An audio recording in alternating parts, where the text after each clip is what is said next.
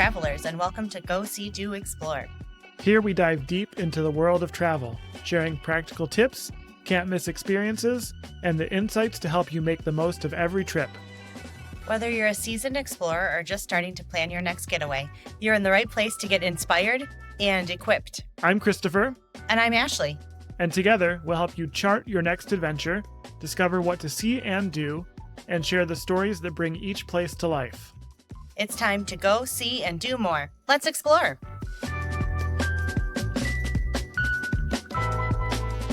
Hello, everybody, and welcome to another episode of Go See Do Explore, the podcast. This episode, we're digging a little deeper into Mackinac Island, and we're going to talk about some of our favorites. Yes, this is kind of in the style of the top 10s we've done before, but with some parameters, I suppose. Why don't you go ahead and start? All right, so let's start with some of our favorite places to stay. This should be easy. Yes, because as I said, as we're making this list, we've stayed at 2 places. Although actually we've stayed at 3 if That's you count true. our 8th grade trip. Yeah, I don't really remember much about the resort. We stayed at Mission Point. We did stay at Mission Point, and it was one of those, you know, when you take a school trip and they like tape the outside of your doors. Yeah, they literally taped the outside of our doors. So it wasn't really like we had time to explore the resort. Also, we were in 8th grade. Yes. I just remember the Red Wings were in the playoffs, like maybe the Stanley Cup finals, even when we were on that trip. And I remember watching playoff games at night. Huh. Yeah. So the place I wanted to mention is the place that we've stayed most recently, and that is the Inn on Mackinac.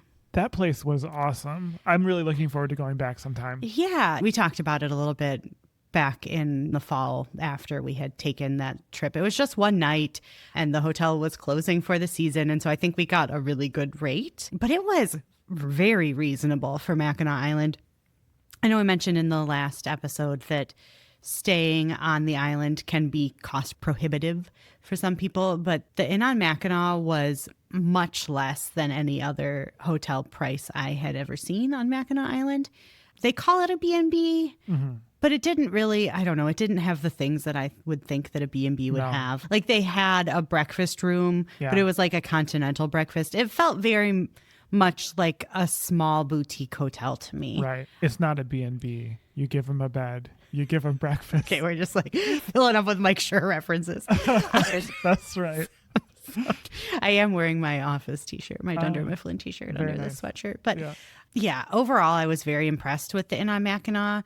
It's just a little bit away from downtown, so you're lacking some of the noise that comes with being right on, I mean, it's still on Main Street. It's just a little ways out of town. But a little bit out. Yeah, you're not as close to the ferry dock, so you're not hearing the horns as loud and things like that. If you know Island House, it's just a couple down from Island House. It's in that same area. It's very close. Between downtown, and Mission Point. Yeah, so I would recommend that anybody stay there if you're looking to save a little bit of money. I don't know how, because I think we've got the last room that was available like 2 nights before we booked it. This was not something we planned very far in advance, but we had this gorgeous bay window that looked out onto Main Street, and we could watch the ferries leaving. Could we see the Round Island Lighthouse? No. But we could watch the sun going down, and it was beautiful. They have a front porch, not nearly as big as the Grand Hotel, but we could sit out there and watch the carriages go by. And it was really nice. I really enjoyed the Inn on Mackinac. They also was closed for the season, but they had like an espresso bar in the hotel. So I think during the season, like the main part of the season, you could get some espresso. And I think fudge too. Right. Their own homemade fudge. Yeah. And they also, I mentioned breakfast, but they also had like a little afternoon snack where, since it was the fall, they had cider and donuts. I imagine in the summer, it's probably not cider and donuts. I don't know what it would be, but it's some kind of maybe lemonade and cookies. I don't know. Yeah. But that's something that, not every hotel does. Right. Okay, so since you took the one, I'll take the other, which is the Chippewa. We mentioned the Chippewa last episode, of course, when we talked about the Pink Pony too. The Chippewa is right downtown Mackinac Island. It's probably not the most luxury experience of the places in Mackinac Island, and maybe you're looking for that, and maybe the Chippewa is not for you for that reason, but it's definitely our speed. It's really nice. It's in a convenient location. It's attached to one of our favorite restaurants there. It's a little dangerous that you can charge the Pink Pony to your hotel room, I'll say. Just watch out. But you can get a waterfront view too. When we stayed there, we were facing the street because the waterfront views are a lot more expensive. Yeah. But if it you're would be looking amazing. for a budget-friendly accommodation, the waterfront rooms are not that. Yeah. But maybe sometime we'll do that. Mm-hmm. So that's my favorite, since the Island House is your favorite. Or Not Island House. since the Inn on Mackinac is your favorite. Yes. Okay. What do you got next? Oh, I feel like I just kind of want to say, being from Michigan and visiting Mackinac Island, fairly regularly, I just feel like we're probably not the people that are going to be spending the money on the really expensive fancy hotel rooms, at least not at this point in our life. So that's just a little background on those choices and why we haven't said that, the Grand Hotel is the end all be all for Mackinac Island. I could totally see, like, if you were really doing it up on Mackinac Island, picking something like a Grand Hotel, or is it also Lilac Inn and Suite? No. Lilac Tree. Right, Lilac Tree. Right. Like, I think that one's a little fancier, right? And there are some other fancier ones. Yeah, and Island House is another fancy one. They have a really fancy steakhouse. Mission Point, I think you can get some pretty fancy rooms. Obviously, the Grand Hotel, yeah. So I guess my point in saying that is just that when we go to Mackinac Island, that's not really the kind of vacation that we're looking for. We're not usually taking a luxury trip, which a lot of people do. And it's, if you're interested in it, I would say definitely go for it. It's just not what we normally do. Yeah. All right, so what is your favorite thing to do on Mackinac Island? Okay. I have one categorized as favorite thing, and then we have some wild cards, so I've got a couple to choose from. But the one I put in favorite thing to do is to ride bikes around the island. Yeah, see, I knew that was going to be your favorite, and that was why I was stuck. But And, part of it is because it's beautiful. It's amazing to do the lap, the 8.2 mile lap, and to see the water and the bridge and all that. Part of it, I think, also harkens back to childhood because I would go with my grandma and we would do that. But yeah, that's something you can do. You can rent bikes. I know we mentioned that in the last episode, bike rentals. And I'd say do it. yeah, and when we talked about the history of the island, and we talked about when the British invaded, at the very beginning of the War of 1812, you can go to British Landing. And Yeah, you can get some ice cream there. yeah, and you can walk the beach where the British landed. Yeah. It's pretty near, like, there's like a back dock now where they like take the trash in and out. Yes. Yeah, I think cargo comes in there. Yeah. So that they're not bringing the lumber by the tourists. Yeah. So for my favorite thing to do, I chose the self-driving carriage. That's a good one too. So we mentioned on the last episode that I think if you're a first-time visitor to the island that you should do the main carriage tour. But this is something that's fun and different. There's not a lot of places where without any sort of training you can drive a carriage. No. And maybe that's a good thing. But this is fine. Yeah, I mean, the horses know the route. And so really you're just like kind of there for show, I guess. And the horse is going to do what it's going to do. Yeah, we experienced that on the last time a little bit. He really wanted to go to the right, and he wasn't supposed to want to go to the right. He was supposed to go straight, but he did not want to go straight. He really wanted to go to the right the wrong way on a one-way street. I don't know what that was about, but he's like, I'm going to the right now. Dan, that's his name. His name was Dan. Dan is apparently a legend on Mackinac Yes. Island. So if you're listening to this, maybe you know Dan. Maybe you could say hi to him for us. For a second, I thought you meant if Dan was listening to the Oh. podcast. If you, Dan the horse. Dan, are you listening? Hello, Dan the horse. Sorry about that. We wanted to go straight. Thank you for eventually acquiescing. But yeah, that's a fun thing to do after you've kind of gotten your taste of the island and you understand the lay of the land and the history and all that. But yeah, it's a lot of fun. So we've only done the 1 hour. Yes. But they have, like, I think a 2 hour and maybe a 4 hour. I don't remember after 2 hours. But they have a couple of longer ones. I definitely would consider doing that too. This is not the least expensive thing you're going to do on the island, so keep that in mind. But it is fun. And you can go with a group of people. If you have 4 people and you share the cost, it's pretty reasonable, I'd say. All right. So what is your favorite restaurant on Mackinac Island? Okay. This is actually hard. This was kind of a tricky one. And I may reserve others for, like, my wild cards. But if I have to pick one, I absolutely have to say Kingston Kitchen. We interviewed Chef Sean of Kingston Kitchen just a couple of episodes ago, and you should go look that episode up and listen to it. It was awesome. He was really fun, and it was great to know more about him and his restaurant. We have Jamaican food on Mackinac Island now. Yes. And we mentioned this last episode too. So if you've been listening to these, like, we've mentioned it, but I feel like it's just so exciting. We have to keep talking about it. Yeah, because with the exception of Kingston Kitchen, and there is a Mexican restaurant that we've never been to, it's not rated very well on the internet, so I've never really seeked it out. Really, most of the other food on Mackinac Island is very standard American fare. You'll have, like I mentioned, there's some high end restaurants where I'm sure you can get some steak and some seafood and things like that.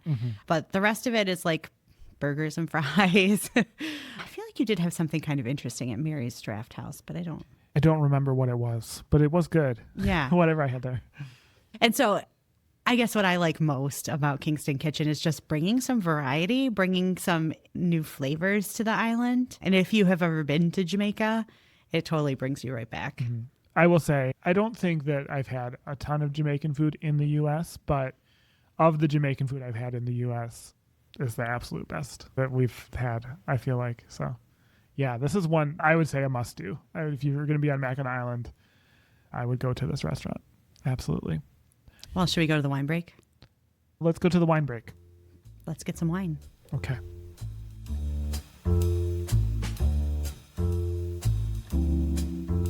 We're here for the wine break. We have with us today a winery that has been represented many times. But we're sticking with Michigan wines for this since we're talking about Mackinac Island. And so this is from Chateau Grand Traverse Dry Riesling. We've talked about Chateau Grand Traverse many times. They need no introduction on this podcast. But if you're a new listener, or if you check out during the wine breaks because you're like, why are they talking about wine? Chateau Grand Traverse is one of the most important, one of the most significant wineries in Michigan. They're in the Old Mission AVA, and they were the first to plant vinifera, which is a grape species, the one that produces a lot of really good European-style wines.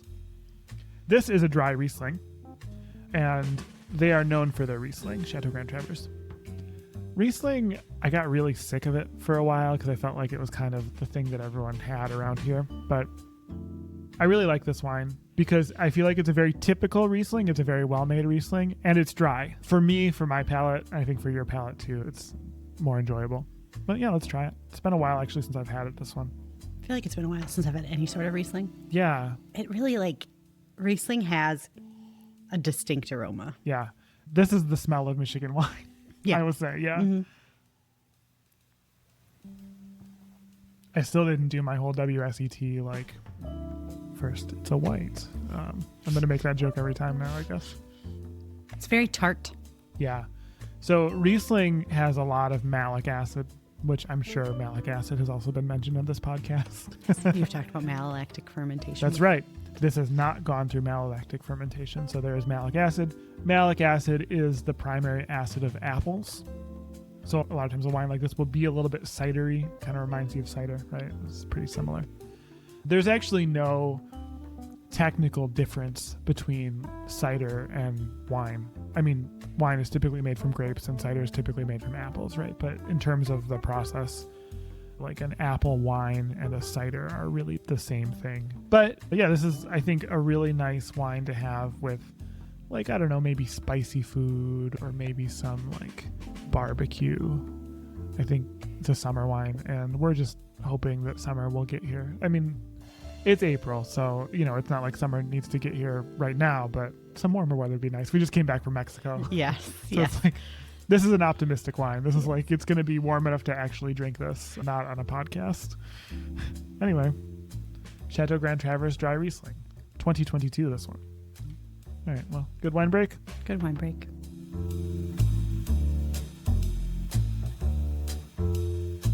Okay, we're back. And I believe it is your turn to share your favorite restaurant, apart from Kingston Kitchen, of course.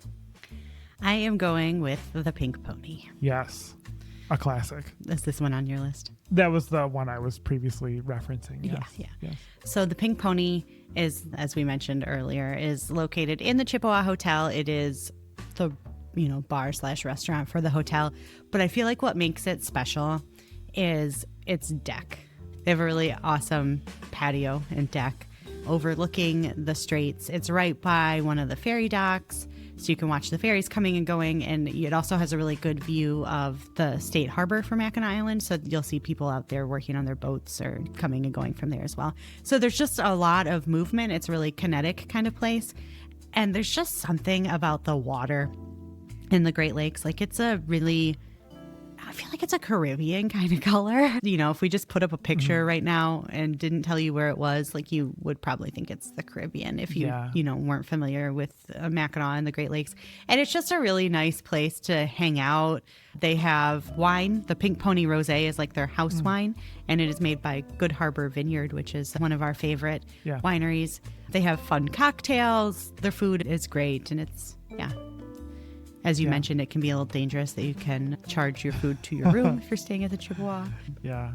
So the Pink Pony is always a favorite. And as long as we've been doing the bridge walk, it has been our tradition to get some food and some drinks at the Pink Pony before heading back home. So yeah, we get those chips that they have. Those are good. I think they call them pony chips. Yeah. Sometimes I don't like the names of things.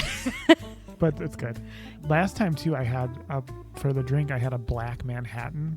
That was really good. I don't remember. There was something bitter in there, but it was really good. Yeah, that's an excellent place. Love the Pink Pony. Happy to go there anytime. So what else is on your list? Number 1, and we did mention this on the last episode too, but I wanted to thoroughly endorse it. Go check out Fort Holmes. Fort Holmes was a wooden fort built by the British to fix the problem that the Americans had, which was that they had left the backside of the island completely unguarded and unobserved. And that's how the British were able to take Mackinac Island over in the War of 1812. So up there today is a wooden fort. I don't think it's the original wood, but they've reconstructed it, and it's on the highest point of the island. So you have amazing island views. You have this cool fort that's a little bit under the radar. It's kind of hidden gem. It's a good workout to get up there. And then there's also that rifle... What is that thing called there? Rifle. It's not rifle range. I don't remember. I don't remember either. There's where they would do the target practice. So there's a cut in the vegetation between Fort Holmes and Fort Mackinac. So it's from Fort Holmes, you can look down on Fort Mackinac, and you can see actually this was sort of the view the British would have had when they came in the War of 1812. It's kind of a cool thing. So I would definitely endorse a trip to Fort Holmes. Yeah, and it's one of those places that, you know, if it's your first visit to the island, it's not a place where a lot of people go. So you can kind of get away from the crowds a little bit, because we didn't really talk about it, but Mackinac is probably one of the most popular tourist destinations in Michigan. And in the middle of the summer, in the middle of the day on a weekend, it can get very busy. So being able to kind of find a way away from all those people is kind of nice. Yeah, absolutely. And I would say just in general, when you're on Mackinac Island, there are more of those hidden gems. Look for those hidden gems. I mean, do the popular stuff too, because it's popular for a reason. But yeah, get into the back part of the island into the state park. Anyway, I'm not going to try to sneak in another tip here, but what's one of your miscellaneouses? You know, this one I didn't actually put on my list. This will be my 5th. And I'm going to say Arch Rock. Yeah. So if you are on the standard carriage tour, they will take you to Arch Rock, and you can get out, and there's a little a platform, a little wooden platform to look at it. You can also see it if you are doing the bike tour around the island, although if you go from that way, there's a lot of steps up. So if an animal can take you there instead, it will be much easier. Or you can take all the steps, or you can start from the top and then walk down. Maybe that'd be easier too. But it's one of the most iconic views of the island. You'll see it on postcards, even the old school postcards from back in the day will have Arch Rock on it. And so, yeah, that's definitely a place that you should check out. It's one of those that's popular for a reason. Mm-hmm. You can get to it from above. You can also from the bike path or the walking bike path. You see it from beneath, and there are stairs there. It's 200 steps or something like that. So just be sure you're up for that. But you should do it if you can. It's worth it to see both sides. What else is on your list?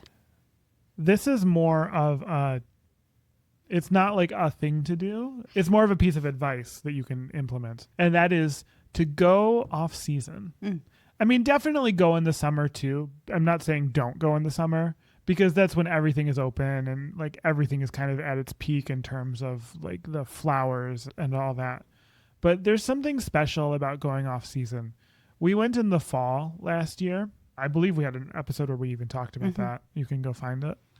It did get cold at night, so be prepared for that. But one of my favorite things on that trip was when we biked around the island and everything was just fall colors. Yeah, they were great fall colors on that trip. Yeah, it was amazing. And then, the crowds are lower. They're not nothing. I mean, at least when we were there, it was still, I think, pretty busy, but definitely way less busy than the height of the season. Yeah. And if you're looking for lower prices on accommodations, the fall is still fairly expensive for weekends. If you can go during the week, you can get good deals in the fall.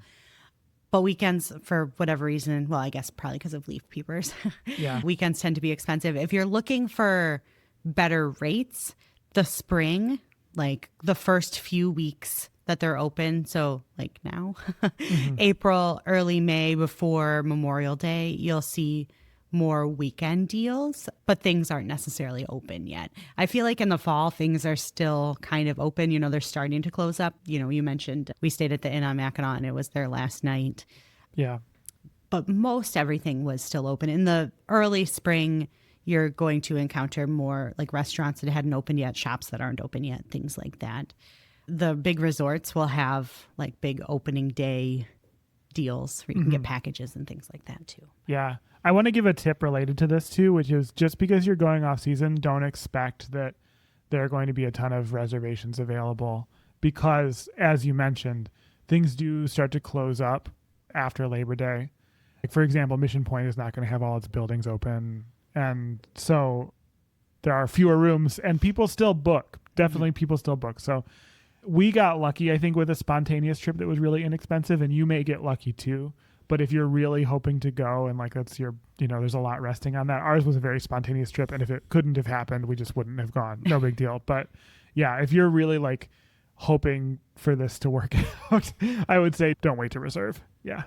Even if you're going off season. It was really cool. We mentioned before that we went in June of 2020, which is obviously June is not typically off season. It was that year. But because of COVID, Yeah. it really was that year. And we took the carriage tour and she was saying, even though it was June, because of everything with COVID, it was kind of like April when the Grand Hotel hadn't opened yet. I don't think Mission Point had opened yet.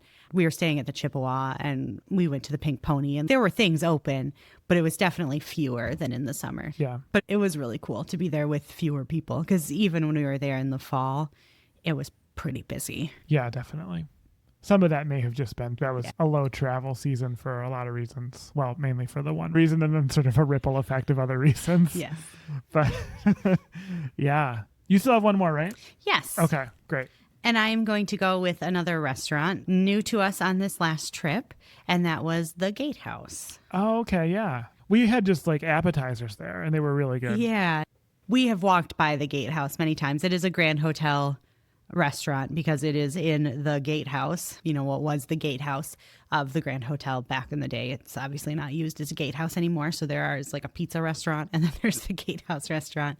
The food was really great. It was, you know, we mentioned it was the fall, but it was warm. So we sat outside and yeah, we didn't have drinks because we were planning on riding bikes around the island.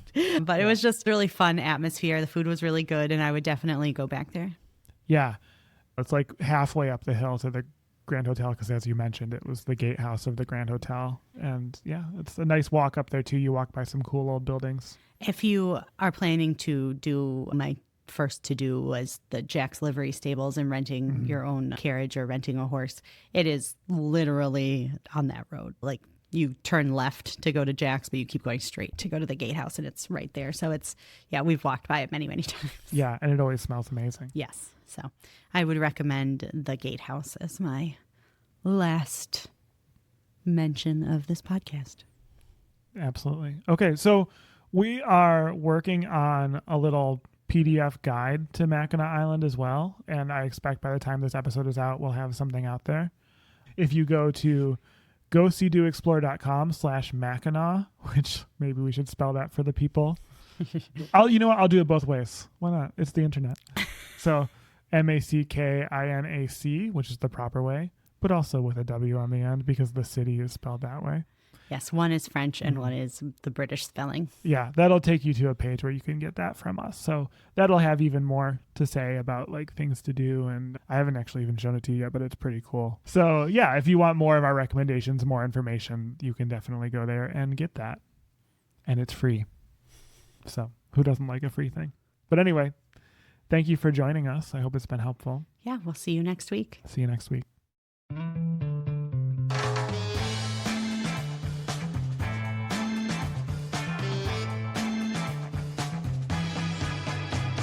That's all for today's episode of Go, See, Do, Explore. Thanks for joining us in sharing the wonder of travel. If you want more from each episode, head to GoSeeDoExplore.com, where you'll find blog posts, resources, and extras from our travels. You can also reach us anytime at podcast@GoSeeDoExplore.com. We love hearing from you. And if you'd like to support the show, check out GoSeeDoExplore.com/support.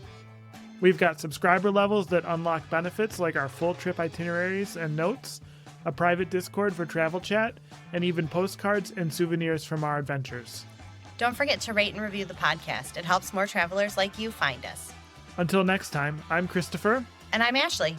Keep exploring, keep discovering, and we'll see you out there.